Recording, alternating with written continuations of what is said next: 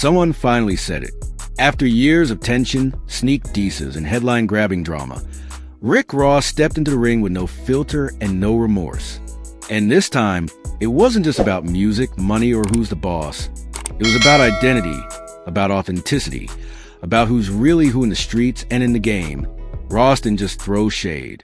He pulled the curtain back and called 5-0 Cent what he believes he's been all along, a cop. Not literally, not with a badge and a squad car, but metaphorically, and maybe even deeper than that. A man who moves like law enforcement, weaponizing the system to attack his enemies and secure his power. And Ross said it loud and clear as a direct response to 50's latest legal ambush. An $8 million lawsuit against Ross for daring to produce his own BMF film, allegedly cutting into 50's territory. But let's rewind, because this bombshell didn't come out of nowhere. This war has history, and this latest move might just be the beginning of the end. It all starts with BMF, Black Mafia Family, a name that's become more than a crime organization. It's a brand, a legend, a blueprint for street legacy that has been immortalized through television, music, and now film. 50 Cent took that legacy and built a hit series out of it. BMF on Stars became a cultural moment. A street saga brought to life with the endorsement of Big Meech himself and the power of Curtis 50 Cent Jackson behind it. But recently, things started shifting. Rumors started flying that Rick Ross, one of 50's oldest and fiercest rivals, was working on a rival BMF movie, a film with a bigger budget, real cinematic vision, and most importantly, Ross's own spin on the truth. That's when 50 struck back the way he always does. Not with music, not with fists, but with a lawsuit. $8 million in damages. Claimed infringement. Legal fire. And that's when Ross had enough. In a now viral clip that's been shared across every platform, from TikTok to TMZ, Rick Ross stood in front of the cameras with his signature calm arrogance and said, "Let's be real. 50, not no street ninja. 50's a cop. He always been one. Anytime something don't go his way, he run to the law. He sue, he tattle, he cry foul. Real ones don't move like that." Boom. There it was. Not a diss track. Not a subliminal. Just facts, raw and unfiltered, at least from Ross's point of view. And the internet erupted. Memes flooded the timeline. Officer Curtis started trending. People pulled up old clips, old lawsuits, old interviews, painting a picture that, depending on who you ask, might prove Ross isn't just talking crazy. Because 50 Cent does have a track record. He sued former business partners, artists, media outlets, and even his own child's mother. He's been in court more than most rappers have been in the studio. And every time, he walks in with that same smug smile, knowing that the law is his playground. Some call it smart, strategic, business-minded. But others, like Ross, call it something else entirely.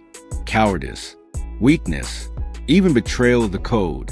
Let's not forget, 50 Cent came into the game with controversy. From the very beginning, there were whispers about his past. That sealed indictment that got leaked. The rumors that he cooperated. The way he moved when the heat was on. The very foundation of his early career was built on surviving a shooting and taking aim at the industry. But as time went on, that bulletproof vest he wore started to look more like a badge. That get rich or die trying energy started to feel more like sue rich and stay dry. And now, with Ross putting it all on blast, the questions are being asked louder than ever. Rick Ross, for all his own controversies. Yes, we know he used to be a correctional officer, has managed to transform that into a part of his mythology. He embraced it. He never hid it. And over time, he became a symbol of luxury, boss mentality, and street-inspired entrepreneurship. But in calling 50 a cop, Ross flipped the script. He turned the tables.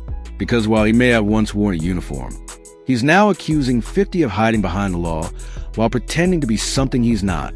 And when it comes to the streets, perception is everything. The $8 million lawsuit is just a trigger.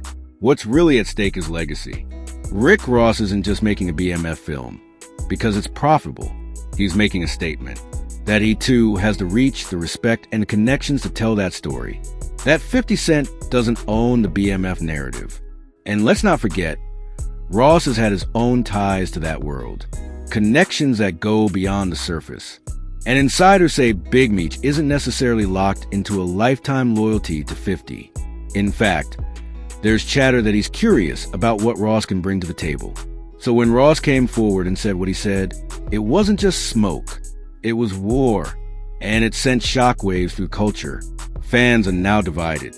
Team Ross versus Team 50. Blogs and commentators are unpacking old beefs. The 2009 feud that gave us diss tracks like Mafia Music and Officer Ricky. The baby mama drama. The onstage taunts. The interviews. The memes. It's all being brought back to the surface. But this time it feels different. This isn't about who's got the better bars or the flashier car. It's about truth, identity, the core of who these men are. And with Ross doubling down, it's clear he's not backing off anytime soon. In his follow-up post, Ross said, "I don't need no courtroom to handle my business. I don't need no judge to make me feel powerful.